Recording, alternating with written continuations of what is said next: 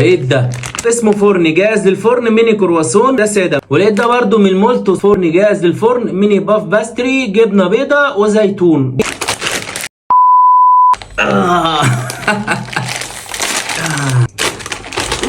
شكله كده يا جدعان من جوه، ريحته فظيعه فظيعه فظيعه. الفتحه بتاعته سهله قوي وكمان ريحته حلوه قوي. بصوا شكله من جوه، بصوا كده. ولقد تركنا مسافات بينهم كي يستووا، رصيناهم وادي شكلهم. وده شكل الكرواسون كده بعد ما طلع من الفرن، ده شكله كده.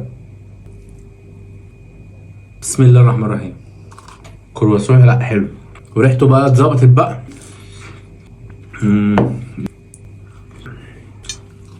كنتش متوقع انها تعجبني، لا بس حلوه. ميني باف باستري ده شكله ورق من ورا.